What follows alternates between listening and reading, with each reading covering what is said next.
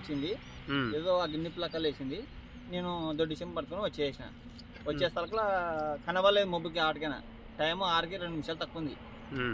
ఎనికి లైట్లు ఉంటాయి కదా డిప్పర్లు, అవి డిప్పర్లు చూసి బండి గుర్తుపట్టేసి ఒరే బస్ అనుకొని వచ్చేసి ముందర డోరు ఓపెన్ చేస్తే జనాలు అప్పుడు కింద దిగినారు. ఎవరికైతే దెబ్బలు తల్లేవు, చిన్న చిన్న గాయాలంతే, ఎవరైతే చచ్చిపోలేదు. మంచిగా వచ్చింది కిందికి. మధ్యాహ్నం ఆకుండా రాత్రి 10 గంటలకు 11 గంటలకు కరీంనగర్కి బయలుదేరాం. ఆకుండా వచ్చినాం. ఇక్కడ మధ్యాహ్నం టీ తాగిన డాబా కాడ టీ తాగి వాళ్ళు లేడీస్ అంతా బాత్రూమ్ పోయి చేసి వచ్చినాం. మళ్ళీ వచ్చినాం. ఇక్కడికి రాగానే ఆటోమేటిక్ బండి వన్ సైడ్ గుంజి రోడ్డు దిగి వచ్చేసి అది ప్రాబ్లం. దాన్ని కంట్రోల్ చేసుకుంటూ ఇక్కడ దాకా తీసుకొచ్చాం.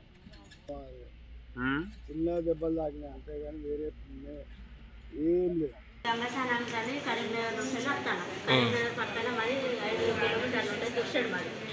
అయితే అక్కడ నుండి రాత్రి 10కి బయలుదేరాం. మంచిగా ఇక్కడ దాకా చేరుకున్న తర్వాత నైట్ చేసిన డ్రైవర్ మంచిగా చేసిందట.